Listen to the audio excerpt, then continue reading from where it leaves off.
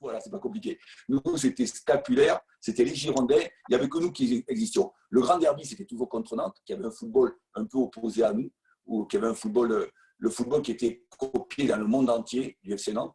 Et nous, on était une équipe, entre guillemets, on se voulait, le centre de formation, ce sont les premiers centres de formation, parce que je sors des premiers centres de formation français créés par Georges Boulogne et Ferland Sastre, qui ont révélé, après 22 ou 25 ans de disette, entre 58 et 75, après, grâce au centre de formation, le football français est revenu un peu en première ligne des championnats européens.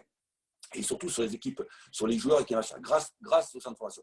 Et moi, je suis issu, j'ai 62 ans, je suis issu des premiers centres de formation des années 75, 76, 77, imposés par la Ligue nationale du football. Vraiment. Et donc après, en tant que joueur, j'ai fait beaucoup de clubs. Mais comme j'ai envie de vous dire, j'ai fait partie d'un football où on était, moi je faisais partie, on était tous en individuel. Et surtout, par exemple, dans la défense centrale, il y avait un stopper, un libéro.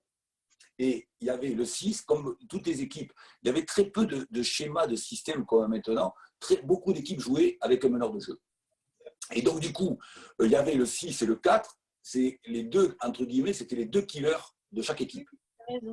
Le 6 et le 4. Et je dis les deux killers comme disent OK sur place, ils ont deux killers qui détruisent toujours. Et nous, on était là. C'est ce que dit mon copain d'Afos. C'est qu'à chaque fois qu'il me voit qu'il joue à un centre, il me dit ça me déconne, je joue avec ce type. Il courait après un mec pendant 1h30. C'est vrai.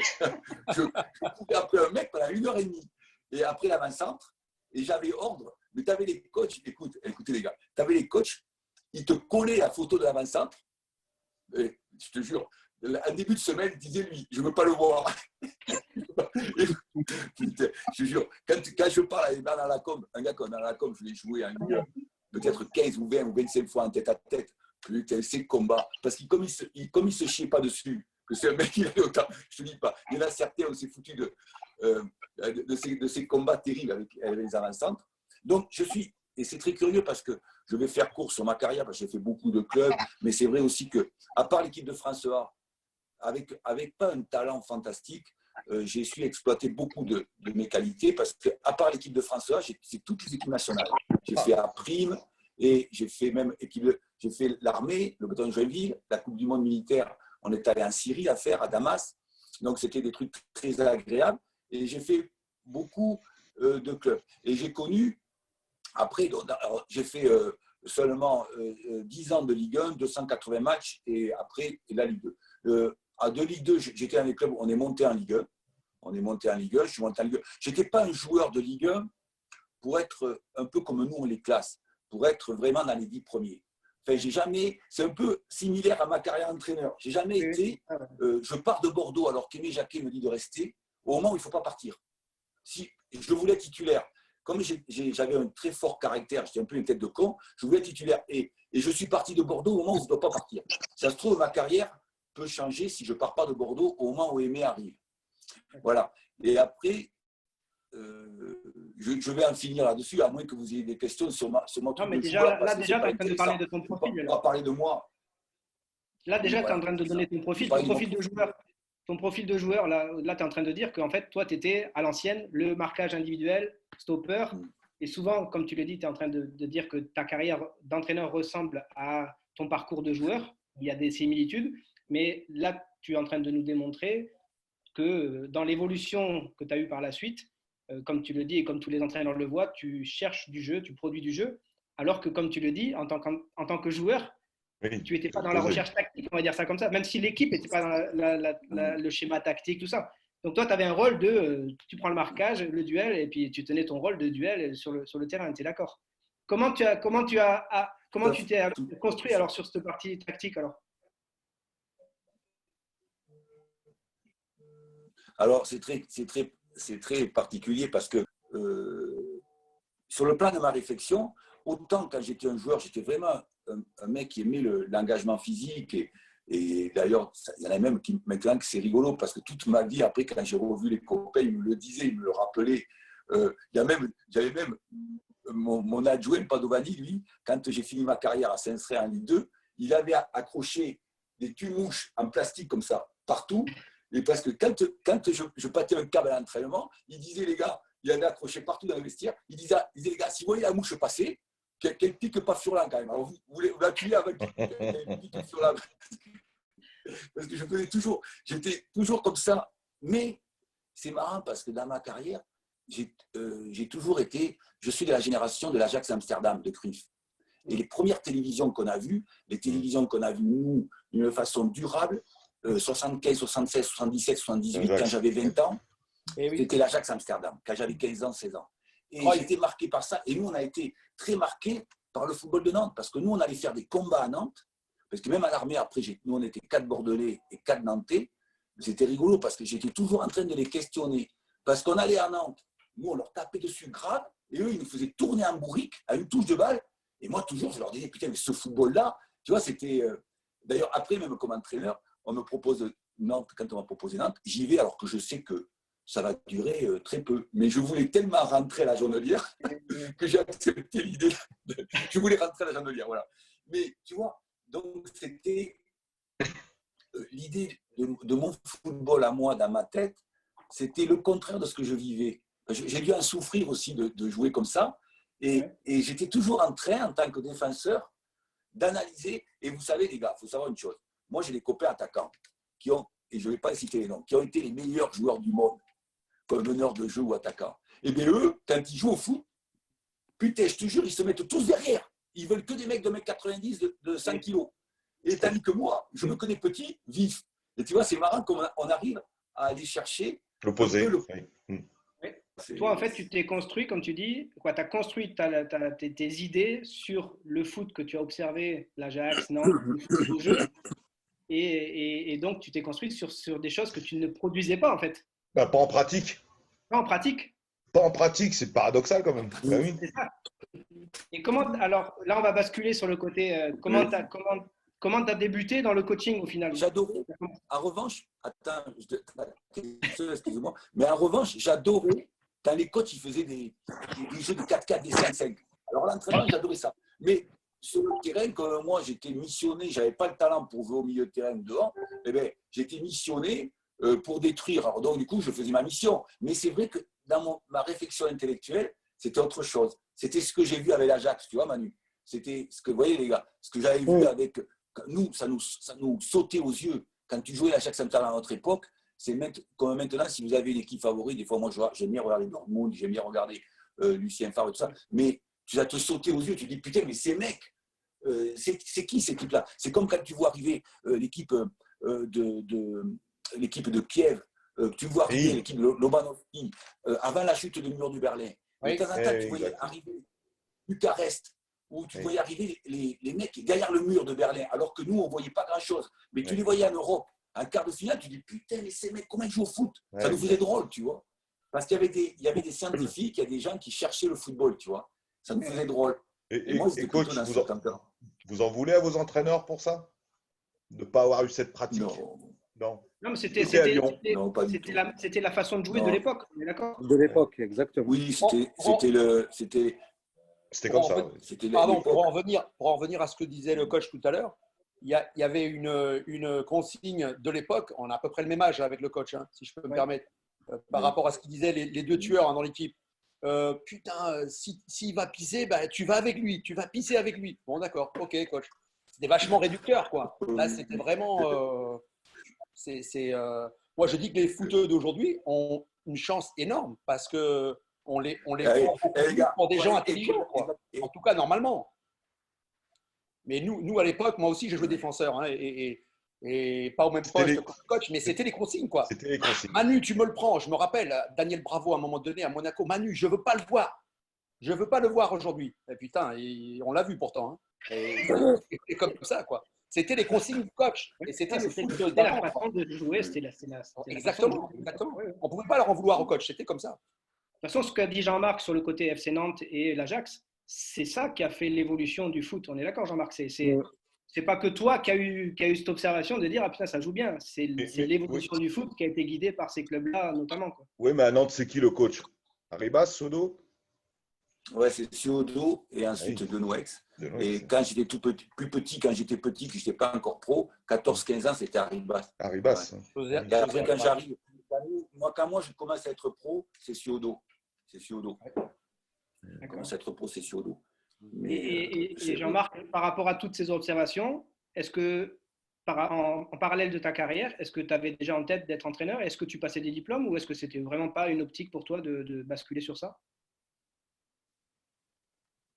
Alors les gars, ce qui est absolument incroyable, c'est que j'avais un magasin, quand je finis ma carrière à Saint-Srin-sur-Lys, c'est un très bon souvenir, en Ligue 2, village de 2500 habitants, je finis ma carrière. C'était André Menot, mon ami et mentor, qui était l'entraîneur. C'est lui qui m'a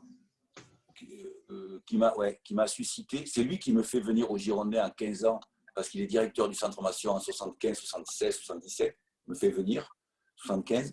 Et donc là, je finis avec lui à Saint-Srin-sur-Lys. Mais moi, véritablement, j'ai un magasin de sport. Et puis, j'ai vu tellement mes entraîneurs souffrir, se faire licencier, tout ça, que c'était un métier difficile, que c'est très paradoxal ma vie, parce que je me dis que je ne serai jamais entraîneur. Mais en revanche, les gars, d'ailleurs, c'est ce que me disaient mes amis, c'est que j'allais passer tous mes diplômes. J'ai fait 10 ans d'études à Clairefontaine, 10 ans d'études à Clairefontaine, alors que j'avais un magasin de sport et que je crois, hein, je peux me tromper, je suis le seul entraîneur professionnel de Ligue 1, Ligue 2, depuis déjà pas mal d'années, qui a été bénévole. Moi, j'étais bénévole au FC Libourne pendant 5 ans, avec les débutants, les poussins. J'étais bénévole. Parce que Pierre Testas, qui était directeur sportif, et il me disait, Jean-Marc, putain, t'es là, t'as ton magasin, tu vas nous rendre service, il faut qu'on ait un éducateur. Bon, j'ai dit, si tu veux. Et j'ai pris mon fils en poussin 10 mois. Je me suis cassé parce que le pauvre, j'ai dit que je ne veux plus, parce que le pauvre, il souffrait plus que les autres. Donc, j'ai fait que 10 mois. Je l'ai laissé tranquille à un autre, parce que le pauvre, il souffrait plus. Donc, j'ai fait 8 mois. J'ai dit, non, donne-moi une autre catégorie. Et j'ai fait 5 ans. Et un jour, M. Jean Libert, c'est lui qui m'a mis la main, qui était président. Un soir, au clubhouse, il me dit, Jean-Marc, réfléchis, je voudrais que tu prennes l'équipe. Mais moi, ce qui est curieux, c'est que je passais tous mes diplômes. Mais je vais plus loin, les gars, et je vais faire court. Mais ce qui est incroyable, c'est que je ne veux pas être entraîneur professionnel. Parce qu'en fait, un jour, on est en CFA 2, CFA, national, c'est-à-dire national 2, national 3, national, on monte, et on a national. Et un jour, Aimé Jacquet m'appelle, il me dit, tu viens de passer ton diplôme d'entraîneur professionnel. Et alors, c'était le DTN, directeur national. Et il me dit, tu viens de passer le diplôme. Et moi, je lui dis, non, mais j'étais à Libourne, en national. Et puis moi, j'étais heureux comme ça va. Et il me dit, non, alors j'ai dit, mais Aimé, je vous signale que les dates sont expirées des dossiers. Et il me dit, à quoi ça te regarde? Ferme-la. À quoi ça te regarde? Il me dit, je t'ai averti, je te passe ma secrétaire, tu t'envoies ton dossier. Alors, il me passe sa secrétaire, il me dit, monsieur, le DTN, il est très en colère, il faut envoyer le dossier. J'ai envoyé le dossier. Et c'est comme ça, c'est Aimé Jacquet qui m'a forcé à passer le diplôme d'entraîneur professionnel. Parce que moi, j'étais à Libourne et je me disais, tu vas rentrer dans ce monde professionnel qui est très, très dur, très injuste, où des fois, on te laisse, et on va nous laisser, les gars, on va nous laisser de moins en moins de temps maintenant. Quand tu vois qu'il y a des fonds de pension qui achètent les clubs. Et alors que ce qui était vraiment excitant, c'était le projet que tu peux mettre en place, même si tu es un entraîneur moyen. C'est quel système tu mets en place avec des gens, ton système te porte très haut. Ce qu'on a fait avec Libourne Saint-Srin. Oui. Et ce n'était pas grâce seulement à Furlan, c'est grâce à Testas, à Alibert, à M. Mitterrand, à M. Berthomé, qui ont fait que le système est monté très haut. Oui. Mais là, maintenant, et moi, je me disais, putain, tu vas passer pro, et ça va devenir de plus en plus dur. Et moi, je pense que nous, les entraîneurs, et même, je suis sûr qu'ils vont fabriquer des entraîneurs. Je le disais à un ami président, là, dernièrement, un ami qui est président d'un club de Ligue 2, qui malheureusement n'a pas se maintenir, mais je lui disais, vous allez voir, vous allez fabriquer des entraîneurs qui vont vous niquer grave. Ils vont venir un an ou deux, vous prendre un maximum, ils vont se casser. Vous allez fabriquer des gens qui ne sont pas là pour monter des projets. Alors que ce qui est merveilleux, c'est de faire une identité, que les gens adhèrent à l'identité que tu vas dans le discours et dans le jeu et dans la vie de tous les jours, qui va t'amener à ce que tu adhères. Tu vois ce que je veux dire? Et que les gens viennent au stade parce qu'ils se voient dans dans l'identité. Oui, il s'approprie ça. Oui. On a fait un sujet à ce sujet, justement, sur les projets clubs, et ça rejoint ce que tu dis, c'est qu'un projet club, aujourd'hui, les gens, souvent, ils prennent un entraîneur, même en amateur, et ils lui disent, allez, viens, on te prend, et fais le projet. Ça ne marche pas comme ça. Un projet club, tu viens de le dire, c'est pas qu'une personne, c'est une personne peut-être leader, mais qui est accompagnée par plein de personnes qui vont participer, et il faut que tous soient dans la même optique et dans la même logique. Un mec qui est recruté même en R1, en R2 et qu'on lui dit bah, vas-y fais le projet alors qu'il n'est même pas là la semaine et puis ça ne marche pas, c'est pas ça. Un projet club, c'est quelqu'un qui s'investit, qui devient la locomotive, comme pour les joueurs quand on dit tu as des résultats, ben, le reste suit. Ben là l'entraîneur c'est motiver avec un bon projet, si ça adhère que les gens viennent dans ton projet, tu te retrouves avec plusieurs personnes et là tu peux commencer à espérer faire un projet. Ouais, bon, il faut du temps, du temps, la patience, et oui. Mais vous avez raison, ou tu as raison, c'est que moi, je le dis souvent quand je suis dans un club, même avec Club Pro, parce que, comme certains présidents, il y en a un ou deux qui m'aiment bien, ils me disent toi, tu es le coach qui fait le plus peur aux présidents avec la gueule que tu as. Tu leur fais peur. Mais comme je dis, c'est pas que le coach qui gagne les matchs, c'est que si tu as un très bon jardinier, si tu as un très bon intendant, il te prend des points, le mec.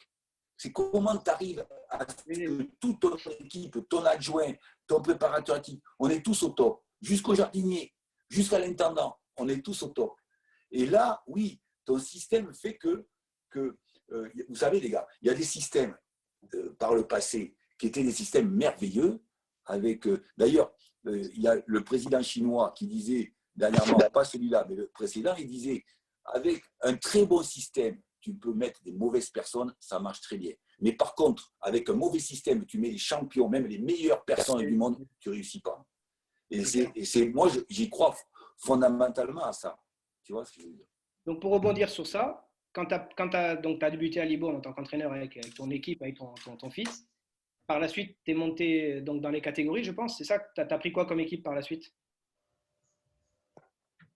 Mais après, je suis allé à Estac à 3. Non, avant de partir à 3. C'est un copain qui me fait avant de partir à 3, quand tu as débuté donc, avec les jeunes, pour arriver à l'équipe première, tu as fait l'équipe de ton fils. Après, tu es allé direct avec l'équipe première? Et puis, oui. Il a dit. Oui, j'étais juste j'étais avec les poussins, les U13. Je ne voulais pas mon fils parce que le pauvre, je le faisais souffrir. Alors qu'il jouait bien au foot, je ne le faisais pas jouer. Alors qu'il est très bon. Il est même allé à Toulouse pendant 2 ans. Jouer au foot au TFC. Mais du coup, je lui ai dit, donnez-moi une autre équipe. Donc après, j'avais les U11, tu vois, pour ne pas avoir mon fils qui était poussé. J'avais les U11. Et un jour, M. Alibert, qui est toujours un ami, qui était président, il vient me voir au clubhouse. Et moi, j'allais voir les matchs. J'étais supporter de Libourne, entraîneur, éducateur, mais supporter. Et il me dit, prépare-toi, je veux que tu prennes l'équipe. Et j'ai dit, mais vous ne pouvez pas laisser réfléchir. Il me dit, ouais, tu bois ta bière et puis après tu me la réponse. Elle était en quel niveau là? Moi, c'est ce que j'allais dire, ouais, c'était à quel niveau? Quel niveau elle était? Alors là, alors l'équipe était en CFA et nous sommes descendus en CFA2 parce que moi, j'ai fait du mois de février au mois de juin. Et malheureusement, on termine au milieu du tableau. Mais figure-toi que comme il y a une restructuration, comme on l'a fait récemment, restructuration, à partir du 12e, on descend. Et vous tombez. D'accord, et on est 12e, tu vois. Donc, on descend en CFA2, on descend en National 3, tu vois. Et moi, j'attaque en février-mars. Je prends la place de Jean-Louis Petitbois, qui est un copain, qui est un très, très bon footballeur. Oui. Et donc, du coup, là, on descend en CFA2 et on reste 2 ans seulement en CFA2, 2 saisons. Et on monte après en CFA. En National 2 maintenant. Je veux dire, en National 2, on monte en National 2. Donc, avant que tu bascules sur l'après Libourne, parce que le départ, c'est bien le club de Saint-Seurin, Libourne de Saint-Seurin, jusqu'à que tu montes en national, et après, donc, tu pars faire une carrière pro en pro. Avant ça, je voudrais qu'il y ait 2 joueurs à toi qui interviennent. Bon, c'est grâce à eux que tu as fait ta carrière pro, on va dire, parce qu'ils ont marqué des buts, tout ça. Et donc, je leur ai demandé qu'ils viennent, donc je les active. Tac. Et c'est les meilleurs. Quoi. J'ai essayé de faire venir un autre qui est plus petit, que tu connais. C'est un plus petit, mais il ne voulait pas. Il était timide. Donc là, je ne sais pas si tu reconnais le premier. Mais oui. C'est Pascal. Et le deuxième, je ne sais pas si tu reconnais. Salut Pascal. Mais non, c'est Cyriac. Oh putain, trop bien. Attends, je le mets Trop actif. bien. Voilà. Ça va les gars? Donc voilà, avant de démarrer, donc, vas-y Cyriac, mets le micro, pardon. Allô, ouais, excusez-moi, je n'avais pas branché le micro. Voilà. Donc Ouais, déjà, Salut Pascal. Salut Pascal. merci. Salut Jean-Marc, Pascal. salut au coach, salut Cyriac. Voilà, Salut. merci à vous d'être présents. Donc là maintenant, avant que Jean-Marc nous parle de sa carrière d'entraîneur, parce que le but c'était de découvrir l'ADN de Jean-Marc, puisqu'il est apprécié pour sa philosophie, sur ce qu'il produit au niveau du jeu. Vous, en tant que joueur, dans la période où vous l'avez eu, donc Cyriac et Pascal, vous l'avez eu en CFA, je pense, et la montée en nationale. Comment vous le voyez, le coach, par rapport aux différents coachs que vous avez eus? Qu'est-ce que vous avez retenu de lui, ou comment il était, quel caractère? Donnez-nous un peu son ADN déjà de départ. Ouh là là. Carlo, tu commences. Pascal, vas-y, commence. Non, mais moi, dans le contexte dont je suis arrivé à Libourne, c'est vrai que j'arrivais d'Angoulême et j'avais quoi, 28, 29 ans. Et je m'étais mis un petit peu dans la situation déjà d'une reconversion, parce que j'arrivais quand même à l'âge où il fallait y penser. Et j'ai vu très rapidement que ce club, dirigé par Jean-Marc, avait vraiment un bel avenir en fait. Parce que c'était un réel plaisir déjà de pouvoir faire partie de cet effectif. C'était un réel plaisir de pouvoir venir s'entraîner et puis tous les jours de se régaler sur le terrain. Et il faut savoir qu'on s'entraînait pratiquement comme un club pro, hein, puisqu'on avait, en termes de volume d'entraînement, on était pratiquement à 4-5 entraînements par semaine. Donc ça voulait dire qu'il y avait un investissement à avoir quand on était en tant que joueur amateur.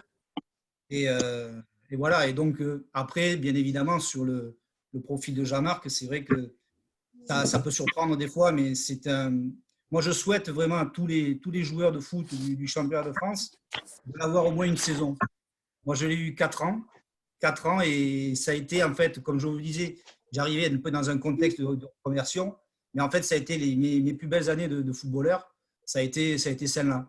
Donc aujourd'hui, c'est vrai, quand je fais un petit peu un bilan de ma petite carrière, j'ai eu la chance de jouer en Ligue 2, en National, en CFA. Et en fait, ces années de Libourne, ça a été les plus belles années, en fait. Tout simplement parce qu'on a fait des trucs en Coupe de France qui étaient fabuleux. Et surtout, on produisait du jeu, quoi. C'était un réel plaisir de pouvoir évoluer dans cette équipe. Tous les joueurs étaient… alors, je vais employer un mot, ce n'est pas péjoratif, ils étaient vraiment formatés pour jouer et penser un peu de la même façon. Et c'est ce qui permettait, en fait, à chaque fois de battre des équipes comme Lyon en Coupe de France, alors qu'ils faisaient la Ligue des Champions, de battre Lille, pareil. Et ce qui surprenait les gens, c'était surtout le fait de jouer. On ne les battait pas sur un malentendu, un contre, ou sur un corner, ou sur un but contre leur camp. On les battait parce qu'on jouait au foot. Par le jeu. Voilà, par le jeu. Et c'est ça qui surprenait beaucoup sur cette période-là. Et là-dessus, voilà, Jean-Marc est le précurseur de cette façon de jouer, puisque pour lui, qu'on joue Lyon, qui était peut-être premier ou second du championnat de France, ou qu'on joue le dernier de district, on jouait de la même façon. Donc, ça voulait dire que nous, en tant que joueurs, ce qui était hyper positif, c'était qu'on sentait qu'il avait confiance en nous, et que c'était des indicateurs hyper positifs pour les joueurs. C'est-à-dire qu'on rentrait sur le terrain, on n'avait pas forcément des consignes différentes de ce qu'on pouvait avoir en championnat. Et il fallait juste jouer et se faire plaisir. Et bien évidemment, il y avait beaucoup de travail derrière, parce que tous les entraînements, comme je vous dis, en termes de volume d'entraînement, on avait vraiment un rythme assez élevé. Et bon, à l'arrivée, sur 5 années que j'ai fait à Libourne, pendant 4 ans, on a fait vraiment des parcours. Et 4 années d'affilée, ça veut dire ce que ça veut dire, c'est pas une année ou 2, c'était 4 années. C'est-à-dire que les clubs qui venaient quand même à Libourne étaient prévenus qu'il y avait quand même une belle équipe. Et directement, on les battait quand même sur le terrain. Alors ça, c'est vraiment ce que je retiendrai de ces années libournaises. Pascal, tu es formé à Bordeaux, hein, pour nos auditeurs. Ouais, et avec le coach, est-ce qu'il y avait une passerelle des joueurs de Bordeaux à Libourne? Pas forcément. Pas forcément, puisque moi, quand j'étais tu sors du centre, toi, au Girondin, donc après je suis parti à Sedan, dans les Ardennes, pendant 3 ans. C'est là où j'ai connu la Ligue 2 et le national. Ensuite, je suis passé à Angoulême en national et ensuite, je suis arrivé à Libourne. Moi, juste en aparté, avant de passer la main à Cyriac pour nous dire sa vision, Jean-Marc, avec Pascal, donc on coach ensemble dès 14 ans, mais déjà on se connaît depuis très très longtemps avec Pascal, et souvent il me ramenait des infos par rapport à toi, à ta façon de fonctionner, et j'ai retenu plein de choses, mais surtout des détails qui étaient pour moi importants. C'était parler avec les jardiniers. Il me disait, mais ça, faut le faire, il faut parler avec les jardiniers, il faut aller voir les gens qui ne sont même pas avec toi à l'entraînement sur le terrain, que tu ne vois même pas. Et c'est vrai que ça, c'est un truc que j'ai retenu, parce que c'est le premier truc que j'ai fait quand j'ai été coach, c'était que j'ai invité les jardiniers à venir boire le café et à venir dans la présentation de l'équipe. Il devenait important. Donc le terrain, après, j'avais toujours une galette, c'était nickel. Et deuxième truc… Il en parlait avant. Hein. Pascal, il m'a dit… Oui, avant que je passe entraîneur, et Pascal m'avait dit aussi ça, il m'avait dit, tu sais, nous avec Jean-Marc, jamais il disait, bon là les gars, ce match il faut gagner, ou ce match il faut gagner. Il disait, non, jamais il faut dire ça. En fait, parce que si tu le perds, tu vas dire quoi le prochain match? Donc au final, ces réflexions-là, On va le perdre. En tête, bon, il y en a d'autres qui l'ont dit sans doute, mais c'était des petits détails, mais des petits détails qui font que ça te sort un peu du contexte que entraîneur, que terrain. Tu vois plein de trucs autour. À toi, Cyriac. Merci Pépite, déjà, parce que pour moi, c'est une occasion de pouvoir revoir le coach comme ça en direct et parler un petit peu avec lui. Alors, évidemment, moi, c'était on va dire un coup de foudre amoureux par rapport au jeu, parce que quand j'arrive à Libourne, moi, j'avais en cours de saison, en fait. J'avais en cours de saison et j'avais un petit peu perdu le goût du jeu. J'avais un peu plus de morale, en fait. Je venais de Besançon, c'était sur un échec. Et j'arrive la semaine avant le match contre Lille. Avant Lille, donc on s'entraîne à Saint-Seurin. La qualité de l'entraînement, j'avais jamais vu ça en fait. Même si je passais par Nancy pendant 5-6 ans, je me suis entraîné avec les pros, j'ai côtoyé des grands joueurs à Nancy, mais j'avais jamais vu ça. Effectivement, il y avait un mix de gens qui sortaient de centre de formation, les anciens, donc Kalou, comme s'appelle Nordine Boufrizi, il y avait Gaston qui était là, et moi j'avais été frappé par la qualité d'entraînement en fait, tout de suite. Et ensuite, j'ai regardé le match de Lille de la tribune. Donc, je ne te dis pas, là, je me suis dit, oulala, si je vais jouer dans cette équipe, c'était très compliqué, mais c'était très plaisant. Et ensuite, après, le coach a tout de suite accroché. J'ai bien aimé le discours parce que c'était toujours les mêmes expressions qui revenaient, les phrases avant la causerie, les phrases philosophiques qui, à un moment donné, nous faisaient cogiter, nous faisaient réfléchir. Donc, il y avait le cadre sportif, il y avait aussi le cadre humain qui était posé. Voilà. Et ensuite, je me souviens, c'était ma première année. Il m'a dit, ouais, Cyr, il faut que je te parle. Et là, il me dit, ouais, viens, il faut qu'on discute. Et là, il m'annonce déjà ses projets par rapport à l'année d'après. Donc, c'est la montée, voilà, on va jouer comme ça. Donc, c'est très carré, c'est très visionnaire. Il met le joueur dans les meilleures conditions, en fait. Et ça, pour ça, vite, j'ai repris le goût de la passion du football, le goût du jeu. Et évidemment, comme j'étais un joueur offensif, j'étais très efficace. J'ai vite retrouvé mes sensations que j'avais perdues après Besançon. Et après, l'aventure de la Coupe de France, c'était vraiment très, très… au-delà de l'espace sportif, c'était très humain, en fait. C'est très, très humain. Et ça, pour ça, du coup, avec les coéquipiers, on garde ce souvenir-là. Il n'y a pas longtemps, j'ai vu Mathieu Chalmé. Quand on se voit, on parle toujours de la même chose. Voilà. Ça, c'est très, très, très fort. Et ça, c'est pour moi, qui était passé avant par des clubs. Quand j'arrive à Libourne, je viens de National. Donc, on est en CFA, mais je n'avais jamais vu ça, en fait. Et ça, pour ça, je me souviens, j'avais des sensations en termes de jeu que je n'ai jamais ressenties ni avant ni après. L'année où on monte de CFA en national, quand j'arrivais à l'entraînement, j'avais l'impression qu'en fait, les séances, elles étaient faites pour moi personnellement. Alors, c'est collectif. Mais j'avais tellement de sensations. Non, Cyril, c'était pour toi. Le dialogue, la complicité avec le coach, la complicité, le regard avec le coach, c'était magique. Je me souviens, je faisais des spécifiques, tout ça avec Franck Grandel à moi, c'est le jeudi. C'était magique. C'était magique. Et ça, c'est une relation. Moi, j'avais une relation avec lui qui était vraiment liée au jeu et je me retrouvais dans tout ce qu'il faisait. Et après, en plus, l'accent du Sud-Ouest m'obligeait à me concentrer. J'étais un peu, voilà, tout ça a fait que pour moi, c'était une découverte en fait. Franchement, c'était vraiment génial. Ouais. Bon, en tous les cas, Jean-Marc, tu vois bien que tu as été apprécié par tes joueurs. Et surtout, comme toi, tu es en train de nous le raconter, tu t'es créé ton ADN.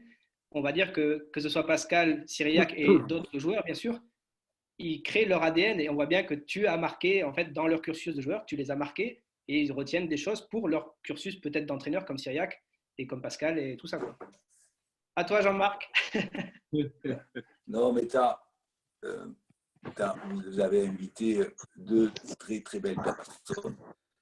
Et c'est vrai que tous les deux, c'est deux belles personnes et c'est deux très bons joueurs de football. Très, très bons joueurs de football. Et c'est aussi, non pas seulement les très bons joueurs de football, comme disait Arrigo Sacchi. Arrigo Sacchi, il disait il y a des très bons joueurs de football et il y a des très bons professionnels. Eux, en plus, c'est des très bons professionnels parce qu'ils étaient efficaces, les deux là. Et c'est vrai que je suis très sensible, je vous remercie à tous les deux parce que tous les deux, c'est des amours.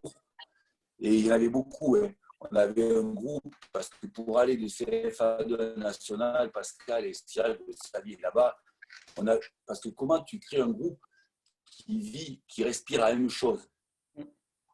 Et ça, c'est très important.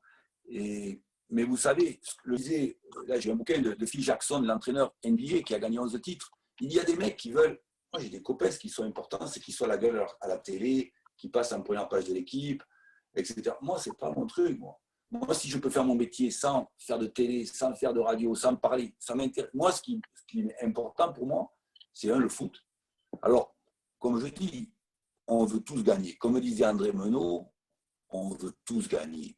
On n'est pas entraîneurs tous, tout ça. On n'est pas pour ne pas gagner. Mais après, qu'est-ce que tu rajoutes derrière? La gagne, c'est implicite. La gagne, c'est implicite. Et comme disait Pep Guardiola, il dit, putain, et moi je l'ai connu, il y a des fois, tu gagnes 5 fois d'affilée, tu as la pleine cul, il vaut mieux arrêter. Parce que le joueur de football, le football, c'est un thème à gagner 4 ou 5 fois d'affilée. Des fois, des défaites t'apportent beaucoup. Mais tous les deux, c'est des très très belles personnes, ce sont de très très bons joueurs de football. Et tous les deux, Pascal et Cyril. Et ça me touche beaucoup ce qu'ils disent. Mais le sens que je donne à mon métier, en premier, c'est comment je valorise le joueur. Et ce n'est pas pour ça que des fois, je ne dis pas ce que je pense. La grande différence avec nos entraîneurs à l'époque, c'est que nous, ils arrivaient, ils ne nous parlaient jamais individuel. Il faut le dire. Ils ne nous parlaient jamais individuel. Ils parlaient en collectif et en plus, ils t'insultaient. Il insultait toute ta famille en plus. Il fallait que tu fermes ta gueule. Alors, tandis que il fallait que tu fermes ta gueule. Mais quoi, je peux te raconter une histoire incroyable. Bon, tandis que maintenant,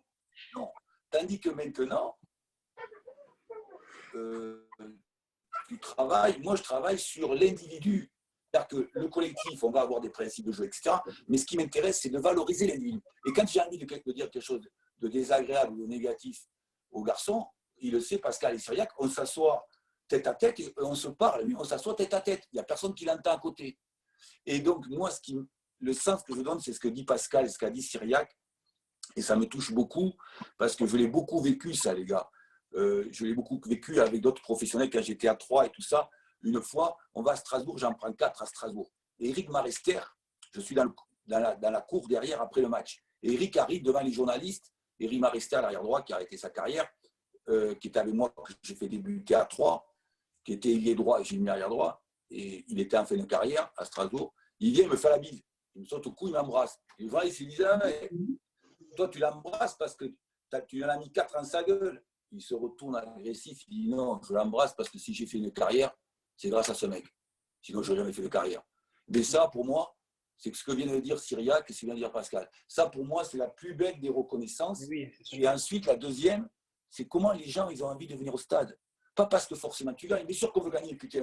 On veut gagner tous les matchs, nous. Quand tu es coach, c'est vrai, on veut tout gagner, mec, c'est vrai. On veut tout gagner. Mais comment il vient au match, il a envie de boire une bière avec les copains, et il repart du match, il a eu des émotions, même pas perdu ou gagné. Moi, ça m'est arrivé à Brest, un de mes premiers matchs que j'arrive à Brest, et là, c'est les Celtes, ils sont spéciaux, ces mecs là-bas, les Bretons et surtout les Finistériens.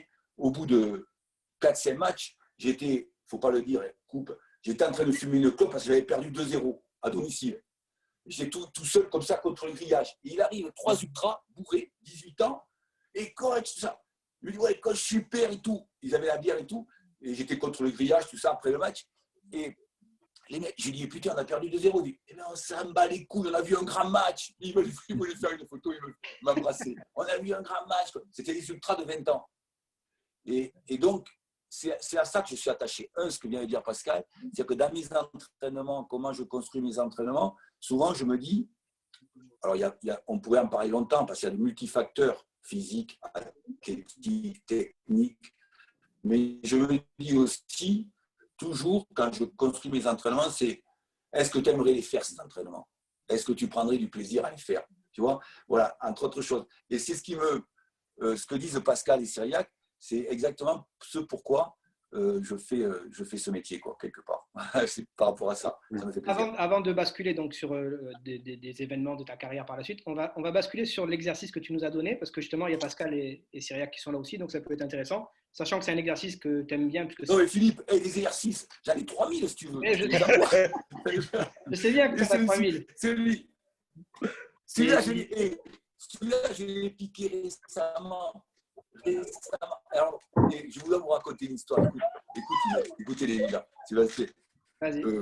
Une fois, je vais voir Gourcuff 3 semaines. Et j'adore Christian Gourcuff parce que lui, il a inventé plein de jeux, tu vois. Il a inventé plein de jeux. Et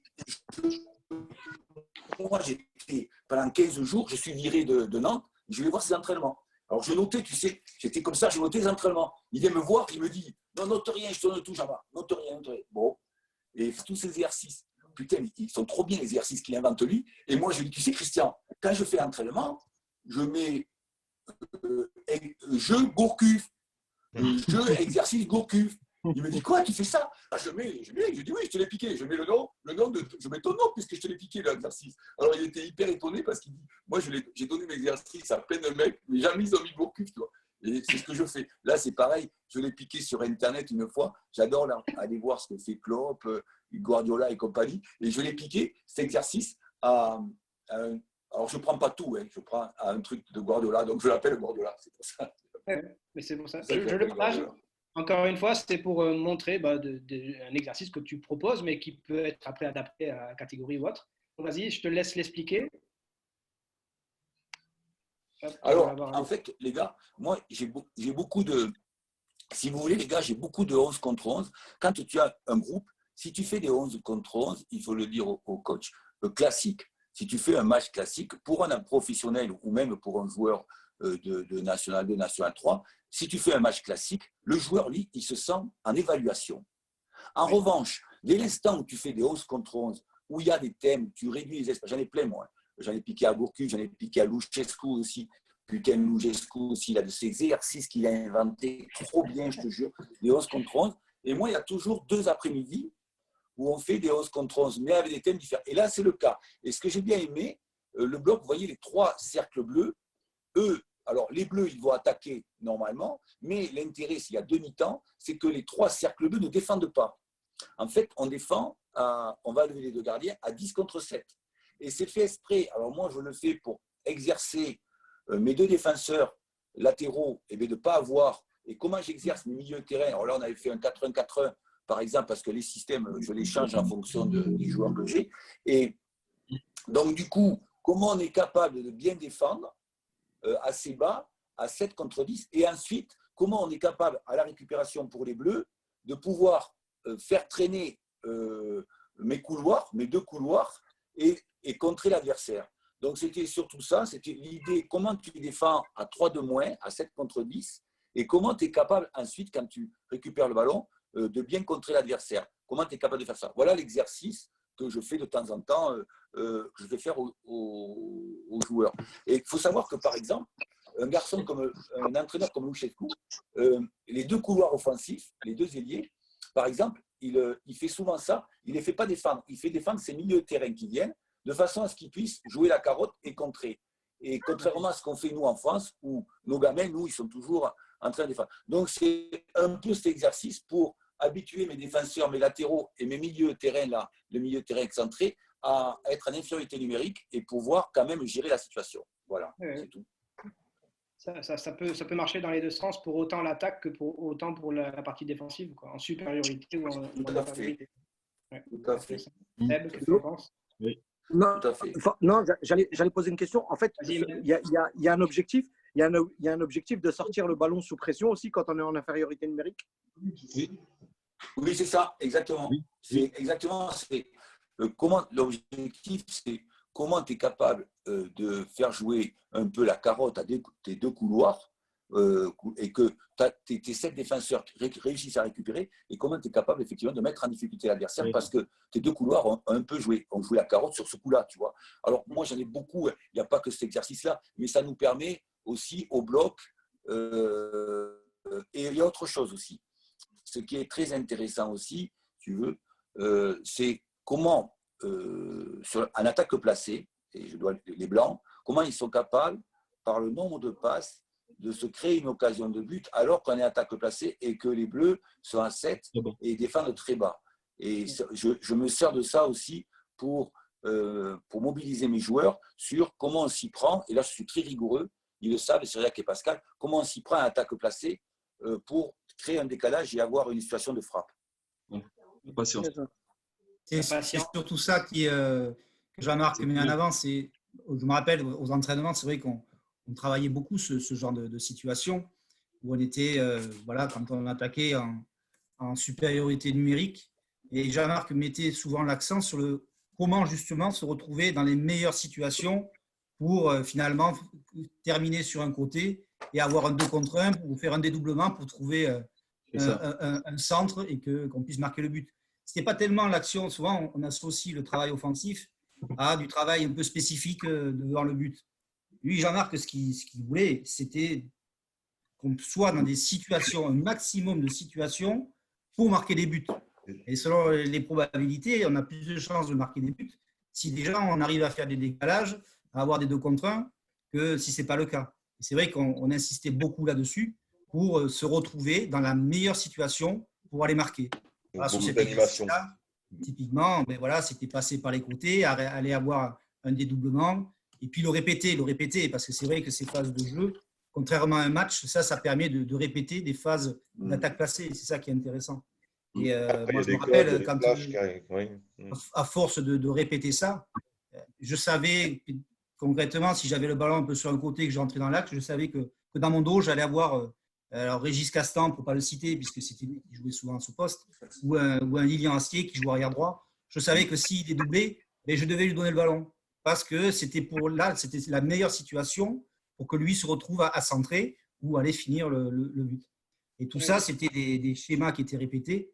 Et chaque joueur avait ça en tête, en fait. Donc, c'est ça qui permettait à chaque fois d'avoir le temps d'avance, même quand on jouait contre de très belles équipes. On avait cette faculté de penser un peu de la même façon. Et c'est ce qui permettait justement d'être meilleur que les autres par moment.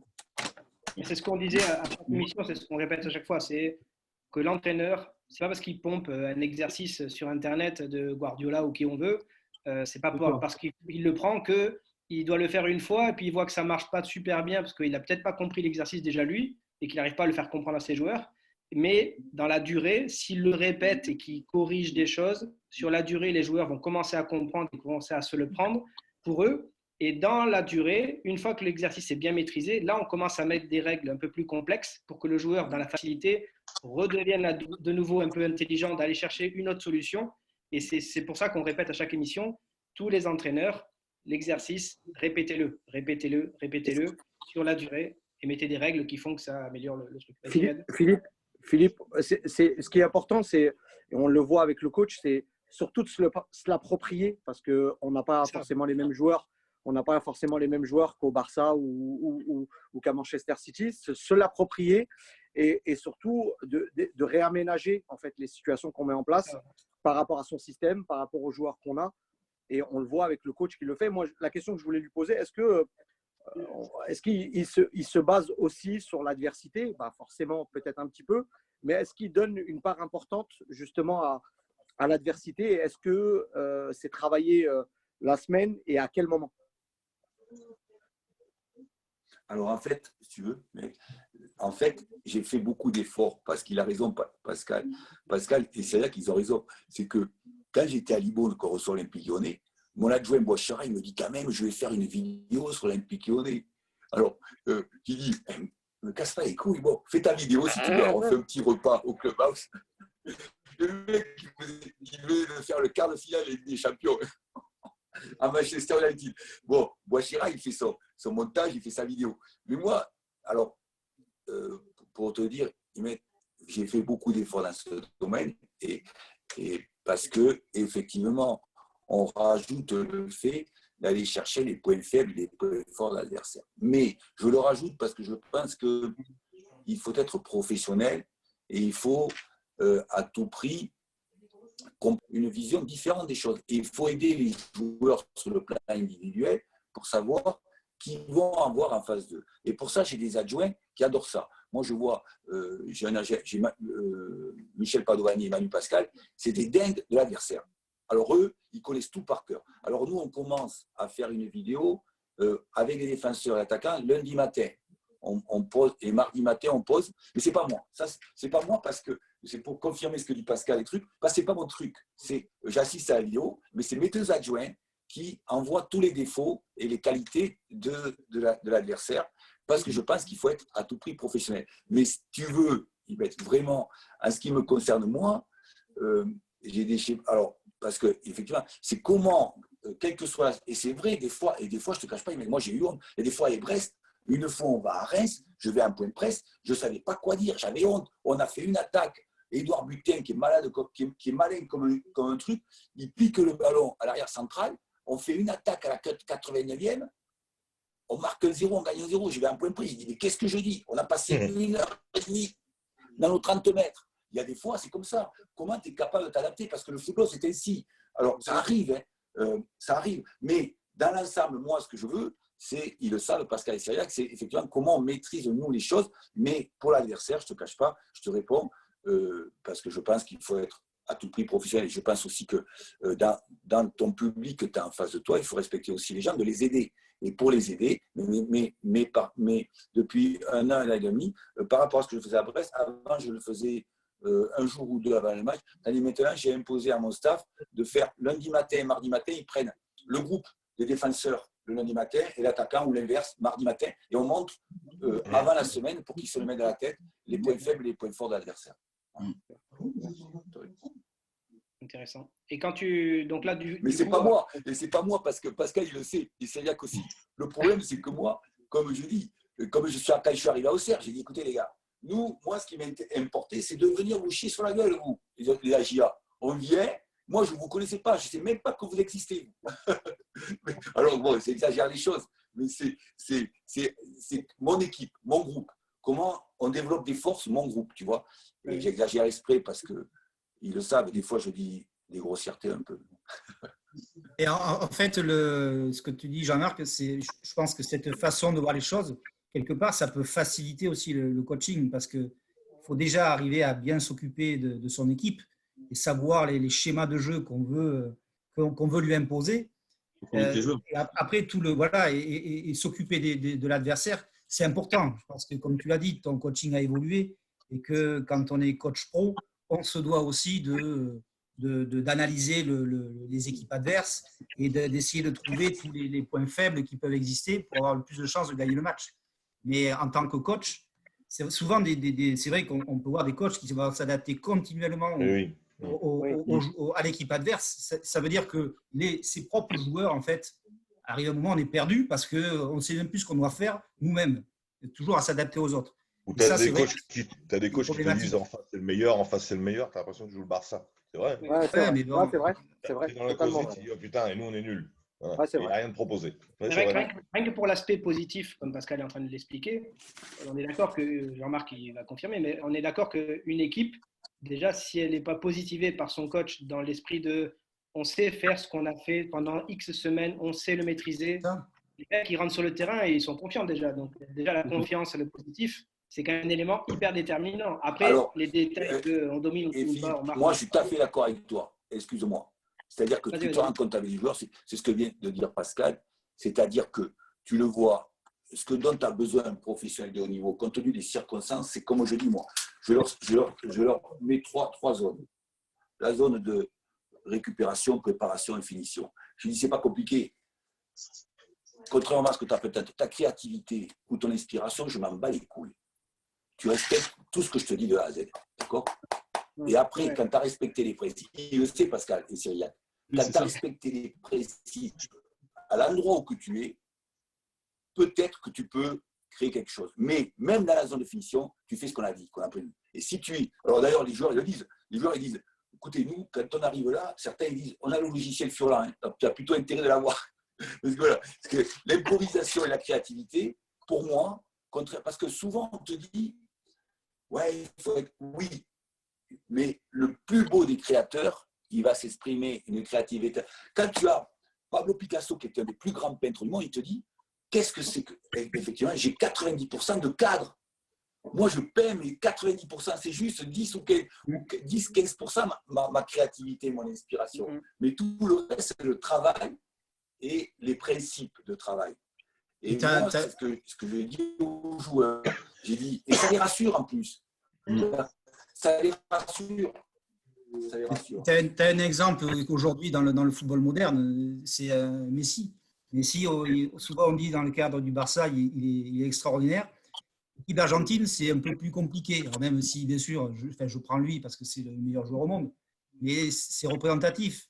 C'est-à-dire que quand il joue à Barcelone, il y a un cadre qui est posé et on voit que ce n'est pas des attaques dans tous les sens. Les gars savent ce qu'ils doivent faire. Alors, en plus, lui… Pascal, écoutez les gars. Pascal, il n'y a personne qui nous écoute. C'est bon, on est que tous les 16. Bon. Écoute, mais ça déconne. Il a raison. Il a raison, oui. Pascal. Moi, ce qu'il dit là, je le dis 10 fois à mes joueurs. Écoute, ce qu'il vient de dire. Des fois, dans le vestiaire, j'ai dit ça déconne, les gars. Vous avez vu Messi, il n'est pas argentin, le mec. Alors, il est argentin, je fais exprès parce qu'il est argentin, vous m'appelez. Mais il est barcelonais, il est catalan, il est né là-bas, il a été formé. Et le type, j'ai dit, vous le voyez avec l'équipe d'Argentine, c'est une burne. Je leur dis, c'est une burne, il ne sait pas jouer au foot. Et quand tu le voyais au Barça, c'est un phénomène. Mais oui, mais j'exagère les choses, je fais exprès. Parce qu'effectivement, c'est lui qui a qualifié l'Argentine. C'est le meilleur joueur du monde. Comme disait Jorge Valdano, il dit, le meilleur joueur du monde, c'est Messi. Et le deuxième meilleur joueur du monde, c'est Messi blessé. Il dit. Mais c'est vrai. Mais Valdano, il dit ça. Il dit, c'est le deuxième meilleur joueur du monde, c'est Messi blessé. Bon, mais c'est vrai que tu regardes, il a raison Pascal. Et ce qu'il vient de dire Pascal, moi je le dis à mes joueurs en permanence. Je dis, vous avez vu Messi, quand il est en Argentine, il n'a pas de cadre, il n'a pas de système de jeu, de circuit de passe, de demi, il est perdu le mec. Il est perdu. Par contre, tu le vois au Barça, c'est phénoménal. Il a raison. Ouais, mais ça alors, on est tous d'accord, je pense. Après, la difficulté de ça, et tu l'as dit, dans le milieu des coachs aujourd'hui, surtout professionnels, vous n'avez pas le temps, la plupart du temps, c'est rare quand les coachs, on leur donne 1 an, 2 ans pour justement mettre ce cadre et le travailler à long terme.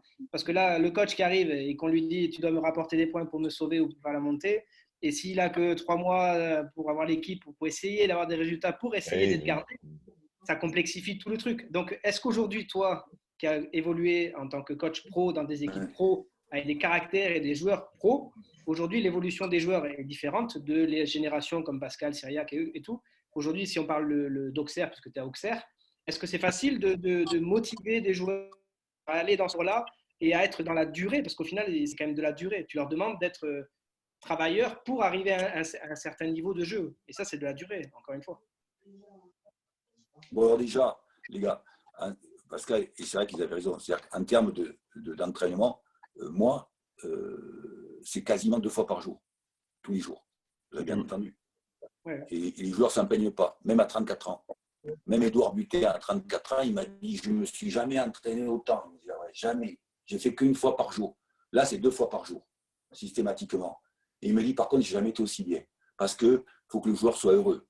Il peut jouer au ping-pong avant d'entrer sur le terrain, il peut faire 47, il faut qu'il soit heureux sur le terrain, c'est tout. S'il est heureux, moi je dis aux garçons, si tu es heureux sur le terrain, pourquoi tu irais faire des courses au supermarché tout l'après-midi? Ça va. Ou être devant ta PlayStation tout l'après-midi. Il vaut mieux passer 45 minutes devant le but à faire quelque chose.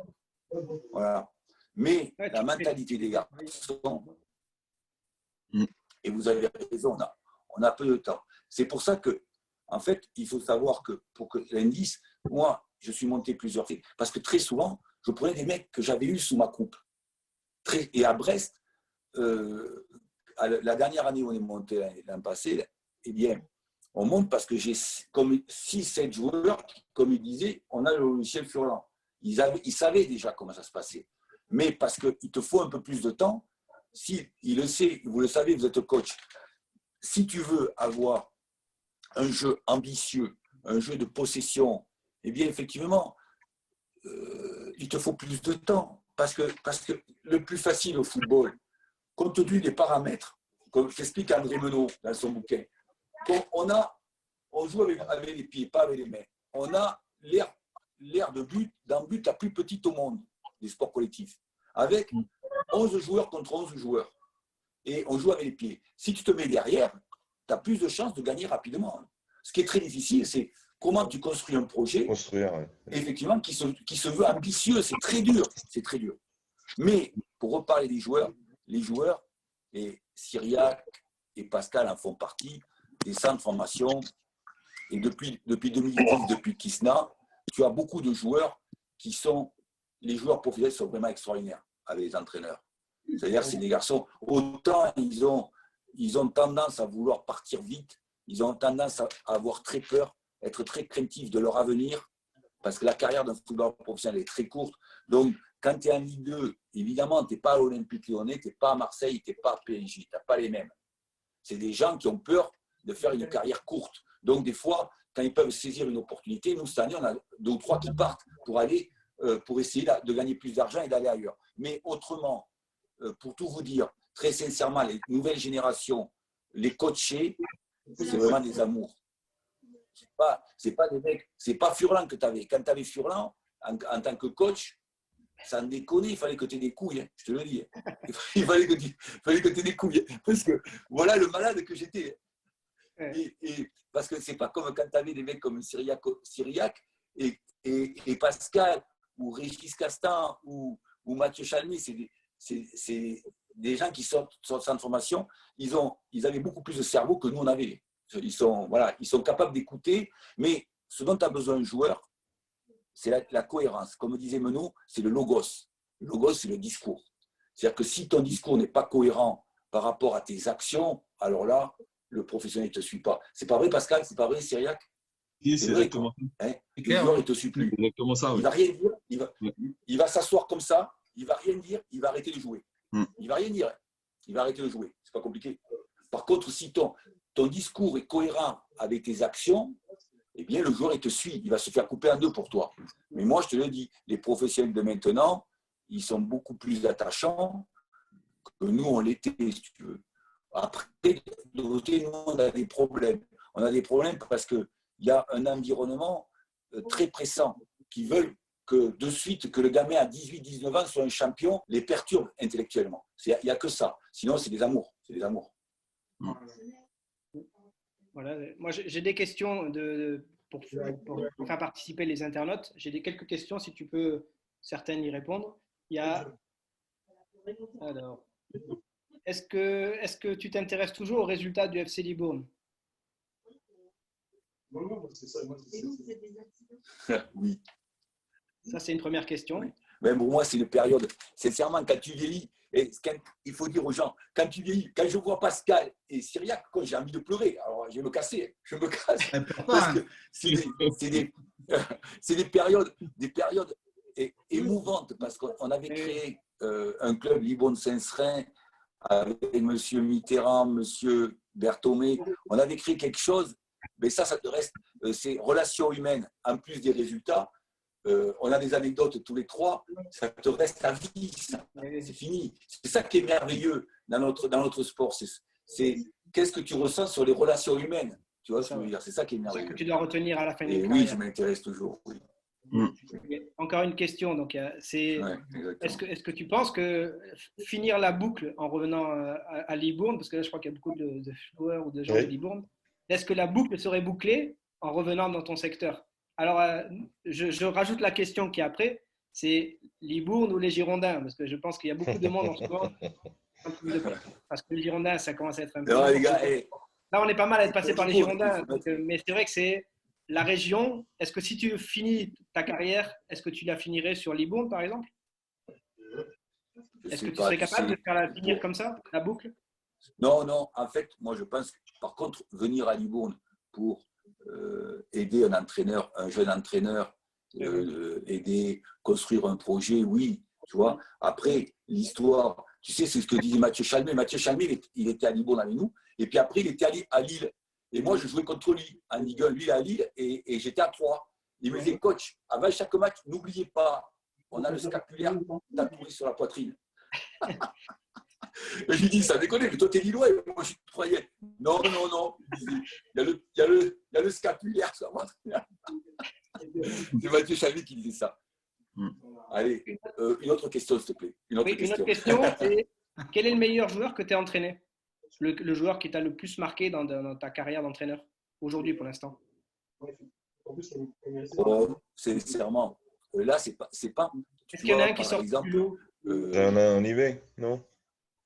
Bah, tu dis, je dirais, moi, non? Non, en fait, Machine, oui, hein. en fait, au niveau des qualités, celui qui m'a le plus surpris, c'est quand l'anecdote, quand ça faisait un mois que j'étais à Troyes et on a un nouveau Pascal Caminelli qui était Christian Caminelli, qui était marseillais, qui venait arriver directeur du centre de formation, Caminelli, ouais, c'est ça. Oui. Et il vient directeur du centre de formation. Il était là depuis 3 semaines. Écoutez bien. C'est l'anecdote là qui est frappante parce que moi, les joueurs, putain, c'est pareil pour moi parce que ça, c'était des grands joueurs aussi. Mais après, tu as le truc qui te surprend, c'est que le mec et Christian, comme il dit, le directeur du centre qui vient d'arriver, il me dit Jean-Marc, je viens te voir avant l'entraînement. Il était en civil. Il vient me voir avant l'entraînement parce que sa formation était pas assez loin. Il vient me voir. Il me dit, j'ai un mec là, ça fait un mois que je suis là. J'ai un mec, il n'a rien à faire avec moi au centre de formation. Il doit être avec toi. Mais j'ai dit, mais comment, quel âge il a? Il a à peine 17 ans. Je dis, quoi? Oui.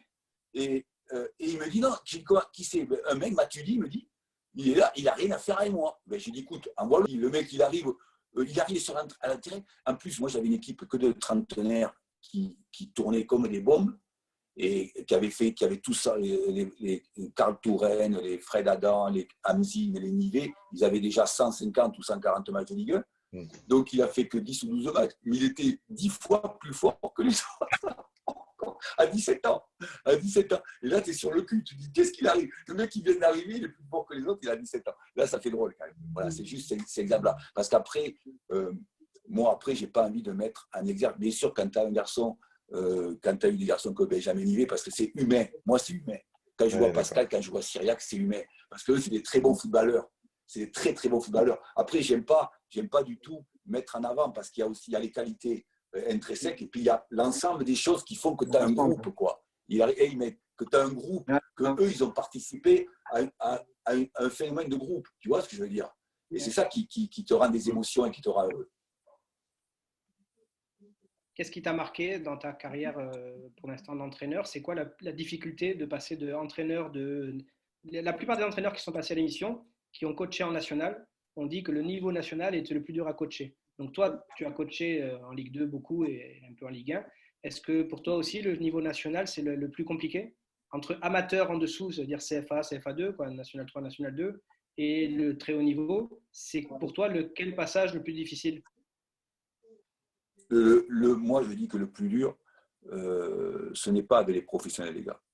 Je ne crois pas du tout. Si tu vois au très haut niveau, ce que me disent mes copains qui entraînent, que je connais en Italie ou en Angleterre, très très haut niveau, il n'y a qu'un truc qui est important avec un joueur de niveau international et qui joue la Ligue des Champions. C'est que quand il sort, tu lis dans son regard que tu as intérêt à être compétent. Parce que lui, il joue au très haut niveau. Donc de ce point de vue-là, quand tu vas entraîner le PSG ou comme ça, c'est les mecs qui jouent 80 matchs. En face de deux, il faut que tu sois compétent, cohérent, compétent. Si tu n'es pas compétent, tu exploses. Bon, ça, c'est parce que sinon, c'est des gens qui sont très faciles à gérer. Moi, j'ai eu Matuidi ou le Chrome au PSG, avec Zlatan et compagnie. Ils me disaient, c'est des tueurs à gages, sauf que c'est des mecs merveilleux, des hommes d'une humanité, des gens d'une générosité phénoménale. Après, quand tu es entraîneur, il faut que tu sois compétent. Non, moi, je crois que le plus dur, sincèrement, c'est pour vous. Quand vous avez dans le monde, le plus dur, c'est pour ceux qui sont dans le monde amateur. Et moi, je l'ai connu au début. Quand j'ai fini ma carrière, j'ai fait 1 an une fois. À Libourne, ils étaient en CFA. Mais j'ai été hyper déçu, alors que c'était mes copains. Je venais du monde professionnel. Et j'ai fait même pas 1 an, j'ai fait 3 mois, j'ai dit j'arrête. Parce que la mentalité, elle était... nous, après, comme dit Pascal et Cyriac, nous, très vite, à 1 an ou 2, on était des professionnels. C'est vrai, Pascal, c'est vrai, Cyril. Oui, On c'est avait ça. un comportement Il y avait des conditions. professionnel, une mentalité de professionnel, c'est-à-dire gentil, généreux, on faisait la fête. Mais si tu veux, voilà, c'est surtout, moi je dis, le plus dur, c'est pas ce que je connais, moi, en Ligue 2 ou en Ligue 1. Après, l'exigence qu'on peut avoir comme entraîneur, truc, c'est que nous, en Ligue 1 ou en Ligue 2, tu dois toujours faire des résultats. Tu as vu, l'année dernière, c'est 7 entraîneurs de Ligue 2 qui sautent. C'est-à-dire que si tu fais 3 résultats négatifs, voilà. C'est un peu ça qui va à l'encontre de l'identité d'un club. D'ailleurs, tous les grands clubs européens, Bayern de Munich, Barça et Real, c'est une identité forte. Et c'est ce qui nous manque, nous, au football français. C'est cette force identitaire qui fait qu'il y a une stabilité qui s'installe, moi, je pense. Philippe? Oui, vas-y, Med. Je voulais poser une question au coach. Est-ce que on vous verra un jour formateur? J'y pensais à l'instant. Oui, il va là-dessus, une question. Oui. C'est-à-dire, qu'est-ce que tu veux dire par là, formateur, dis-moi? En fait, sur former les nouveaux coachs, la nouvelle génération qui arrive. Oui. Voilà, c'est ça ma question. Alors ça, tu vois, ça me, en vieillissant, quand tu as toujours peur, bon, à part, comme me disait Gérard Rouillet, quand tu es entraîneur, il te faut une très bonne santé. Parce que le matin, tu te lèves, tu as 40 personnes à gérer dans un vestiaire, tu le sais. Donc, quand tu arrives 40, il faut être en très bonne santé. Si tu n'es pas en bonne santé, mais ce que tu as peur aussi en vieillissant, c'est de ne plus être dans l'actualité des jeunes.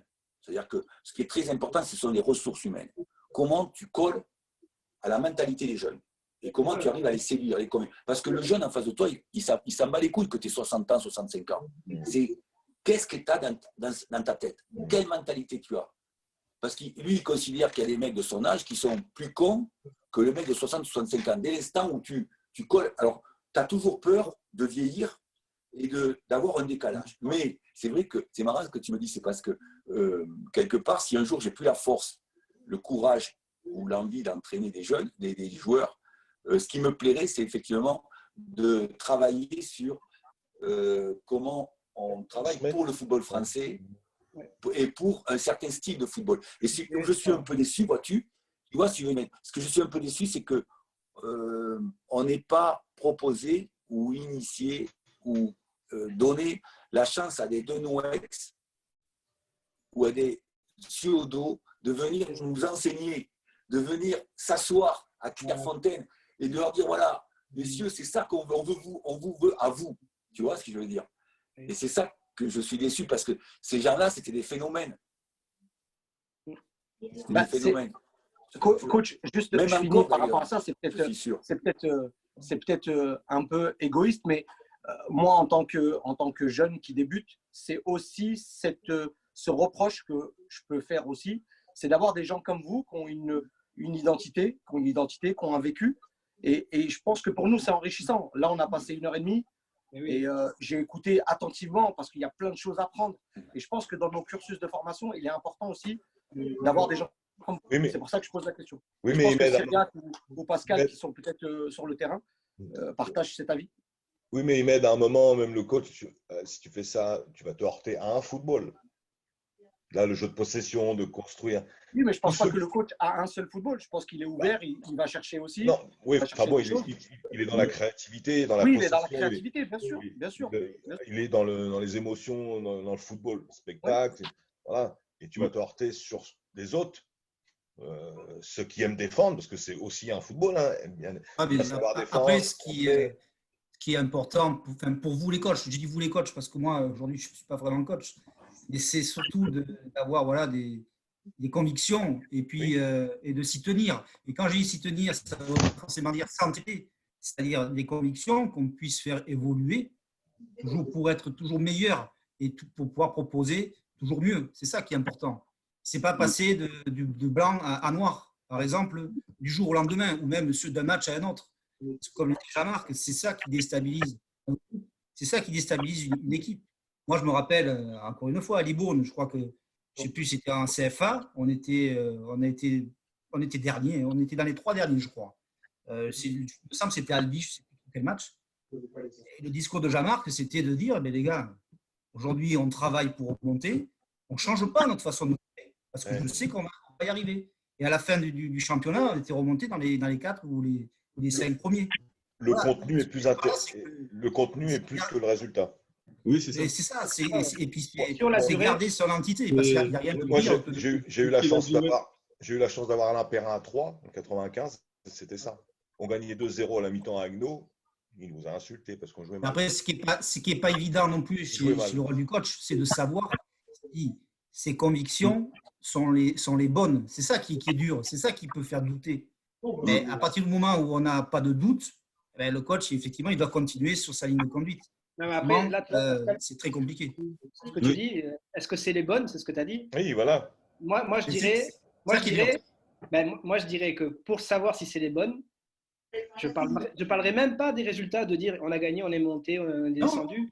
Je dirais, si ce que Jean-Marc a produit, si nous, les coachs, les joueurs, un jour qu'on a eu, même s'ils nous ont peut-être pas aimé à un moment donné, à la fin de leur carrière de joueur, s'ils disent putain, moi, dans les entraîneurs, en fait, lui, là, il était bon. En fait, moi, je ne l'ai pas aimé, il était bon celui-là. Et pareil, et nous, là où on est intéressant pour Jean-Marc, c'est que la reconnaissance qu'on a maintenant envers Jean-Marc, moi qui ne le connais pas personnellement, je le connais depuis peu, et puis par Pascal et ceux qui m'en ont parlé, mais la reconnaissance de son travail, donc par les joueurs, et comme pour nous, ça peut venir pour nous, là où ça devient intéressant, c'est que Jean-Marc, lui, cette reconnaissance, comme nous, on l'attend des joueurs, mais lui, maintenant, il a une reconnaissance de nous, parce qu'au final, moi, perso, en tous les cas, et je pense qu'on est là tous, on l'inclut justement dans les Fiodo, dans les Denouec, dans les… Exactement.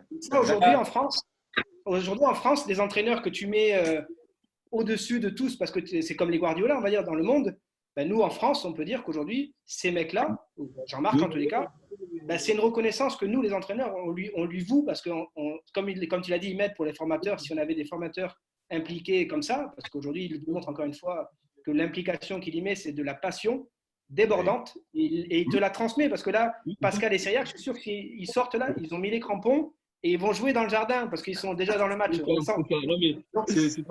faut jouer retour les crampons. Moi, ce que je veux remercier Jean-Marc, ça fait 1h15 qu'on parle ensemble et on finit encore une fois par dire… Voilà. Envoie-les-moi. Et j'ai tourné les chaussures aux joueurs. Ça déconne, regarde. Les chaussures qu'ils ont, les mecs. Elles sont belles. Et attends. Moi, j'ai Marseillais. Et regarde, j'ai piqué les chaussures à Marseillais. Le mec, comment il joue au foot? Il a signé à Monaco, il joue sur 60, le mec. Et t'aurais eu ça à Saint-Seurin, toi, t'aurais vu. Ouais, 10. Ah, je veux 10. Moi, si je peux me permettre, je n'ai pas beaucoup parlé parce que j'ai bu les paroles de chacun d'entre vous. Mais pour un coach, pour un modeste coach que je suis, la plus belle des récompenses, c'est les 2 témoignages de Cyriac et de Pascal. Au-delà des titres, au-delà des médailles et tout ce qu'on peut attendre du métier, et le coach le disait fort bien tout à l'heure, de passer à la télé, de faire la une des journaux, tout ça. Mais putain, le plus important, et il l'a répété très souvent, il met l'humain au-dessus de pas mal de choses. Il met l'humain au-dessus de pas mal de choses. C'est aussi quelque part… un message pour nous tous, moi y compris, bien sûr, et pour tous les coachs de tous les niveaux. On veut tous gagner, mais comment, avec qui et avec quel état d'esprit surtout. Moi aussi, je me reconnais un petit peu, mais très modestement, je me reconnais un petit peu parce que la plupart des soucis que j'ai pu avoir, c'était pratiquement jamais avec mes joueurs, mais beaucoup plus avec mes dirigeants. Et plus le temps passe, moins je suis patient avec mes dirigeants. Voilà, je voulais juste faire passer ce message-là et je remercie le coach d'en avoir parlé. Voilà. En tous les cas, on est unanime. Jean-Marc, deviens notre formateur, continue longtemps. Et en tous les cas, c'est un réel plaisir. Dernier mot, chacun donne un petit dernier mot avant qu'on coupe. Mais vas-y, moi, j'ai un petit mot là parce que je vais partir. En fait, je voudrais remercier Jean-Marc parce que grâce à lui, je me suis retrouvé aux Académies Jean-Marc Guillou. Et là, en tant que joueur, déjà avec lui, j'avais vécu quelque chose d'énorme. Et quand j'ai été travailler là-bas en tant qu'éducateur, là, je sais pas, c'est même pas palpable, je ne sais même pas le toucher, c'est dans l'imaginaire en fait. C'est dans l'imaginaire. Donc, d'être passé par lui, d'avoir fini avec Jean-Marc Guillou aux académies, c'était quelque chose de magique pour moi et ça m'a conforté dans la passion du football que lui m'a transmis, en fait. Voilà. Et elle est là depuis, elle va rester là, depuis mon passage à Libourne. En fait, la reconnaissance, moi, en tant que joueur, évidemment, on est monté, la Coupe de France, et lui, il m'a dit merci, tiens, va entraîner chez Guillou, tu verras ce que c'est. Effectivement, ça m'a vraiment servi aujourd'hui dans ma vision d'éducateur par rapport à la passion du jeu. Parce que Jean-Marc Guillou, c'est encore, c'est vraiment le football, quoi. Ouais. Pascal, un dernier mot? Non, mais ouais, moi je souhaite à Jean-Marc de continuer à coacher longtemps et de beaucoup de réussite avec l'AG Auxerre. Et ce que j'espère, alors si ce n'est pas avec Auxerre, ça peut être avec un autre club, qu'il ait un jour la possibilité vraiment de coacher un club qui joue les 5 premiers du championnat et qu'un président, au moins en France, se pose les bonnes questions et se dit voilà, qu'il y a des coachs comme ça qui aujourd'hui font partie du championnat de France. Donc, voilà, il faut leur donner leur chance et que ça ne serait pas plus mal, bien au contraire. Le président qui fera ça, il aura tout le peuple de coach de France derrière Jean-Marc. Merci Pascal. Merci. Non, mais c'est vrai, c'est sincère parce que c'est du plaisir, quoi. Donc voilà, c'est. Imad, dernier mot aussi. Écoute, moi je suis comme Manu. J'ai vu les paroles du coach et pour un jeune entraîneur qui débute, ben forcément c'est très enrichissant et on apprend et je continue d'apprendre. Moi, c'est quelqu'un qui m'a marqué parce que quand j'ai commencé, j'ai beaucoup lu, je continue à beaucoup chercher, à beaucoup regarder. Et si tu te rappelles, Pépite, une interview qui date de longtemps, quand j'étais à Sannois, je t'avais dit mon objectif, c'était de remplir la tribune et donner du bonheur aux gens qui viennent voir les matchs. Et je le dis souvent aux joueurs parce que c'est ce que le coach a dit juste avant. Et je pense qu'il ne faut pas qu'on oublie et que les éducateurs n'oublient pas que ça reste qu'un jeu. Et il faut attirer les gens pour venir voir les matchs. Et j'espère vraiment, dans mon cursus de formation, rencontrer ce coach, ce type de coach, et qui continue à nous apporter à nous. Alors bien sûr, on est peut-être jeune, mais on sait qui est valable et qui n'est pas valable. Voilà. Il y avait une phrase que Jean-Marc disait souvent. Mais les gars, vous venez à GIA. Qu'est-ce que tu dis, Pascal? Je disais, il y a une phrase que tu disais souvent quand tu nous coachais. C'était le côté que tu t'en foutais, en gros, de prendre 3 buts si tu étais capable d'en mettre 4. Je pense que ça résume bien la situation. Voilà. Ouais, c'est ça. Seb, un petit mot toi aussi? Moi, je suis Pascal, je le dis toujours. Je le dis toujours. Ah oui. Je le dis toujours. Oui. J'imagine. Seb. Moi, je suis ravi d'avoir le coach, avoir pu discuter. Je lui souhaite cet amoureux du jeu, du football, plein de réussite encore. Et puis, vous passerez le bonjour à Birama Touré, que j'ai eu à Beauvais et Toumino. Et puis à Cédric Doré aussi. Voilà. Et voilà, en vous souhaitant aussi une bonne santé. Et puis, restez comme vous êtes. Pépite, ça peut être notre parrain de coach live. Ouais. Ouais. C'est clair. Ouais. Manu?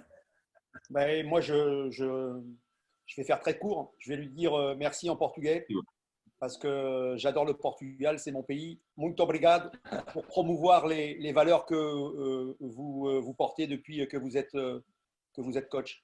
Et je l'ai dit tout à l'heure en off, Pépite peut confirmer. Il y a 2 entraîneurs que j'aurais bien aimé voir entraîner, voir leurs entraînements. C'est M. Furlan et M. Gourcuff. Donc, un grand merci, un grand muito obrigado. Je fais un dernier petit mot et après c'est Jean-Marc, tu finis. Moi, je dis juste, retenez de cette émission et retenez de tout ce qui a été dit et surtout Jean-Marc, c'est humain, pensez humain, positive attitude. Le reste, ça vient toujours si c'est dans cet esprit-là. Et surtout, vos joueurs vous le rendront. Donc, c'est ça qu'il faut retenir. À toi, Jean-Marc. Merci en tous les cas. Mais surtout, je voulais juste vous dire que c'était un très grand plaisir, très grand plaisir de faire cette émission avec vous. Que j'ai eu vraiment un grand bonheur de voir aussi Pascal et Cyriac. Ça me fait drôle, parce que je les revois encore jouer, tu sais. Je les vois faire les passes. Et puis, ce fut un grand plaisir. Et puis, comme je vous dis, si vous avez envie, vous m'appelez et je suis à votre disposition parce que nous, les footeux, il faut qu'on échange. Et effectivement, il faut qu'on échange. Et on peut avoir multifaçons de voir le football. C'est pas grave. Chacun peut, il faut être convaincu de choses. Mais on peut voir le football d'une multi-visage, d'une multifaçon. L'essentiel, c'est l'émotion. Moi, je dis souvent aux joueurs, Pascal l'a dit, comment on marque un but de plus que l'adversaire, mais je dis aussi, on n'est pas obligé de faire des grands matchs. Mais par contre, on est dans l'obligation de transmettre des émotions sur la solidarité, la combativité. Mais sinon, ce n'est pas la peine. Et après, effectivement, c'est notre capacité de bien travailler qui va faire que vous allez réaliser un football offensif, un football défensif de très haut niveau. Mais en tout état de cause, vous êtes mes invités quand vous voulez, avec grand plaisir, vous m'appelez. Et puis, je vous reçois où que je sois. J'espère rester longtemps à Agia, mais peut-être Giroud va me virer, les gars, je ne sais pas. Il va virer. Je vous fais un gros bisou. Gros bisous. Merci beaucoup. Merci beaucoup. Au revoir. Merci Pascal, beaucoup. Ciao Pascal. À bientôt. Ciao, Ciao les coachs. Ciao. Prenez soin de vous. Ciao, ciao. Ah oui, Med. Salut Manu. Ciao, ciao. Salut Seb. Bye. Salut. Ciao. Salut. Ciao. Plaisir. Merci beaucoup.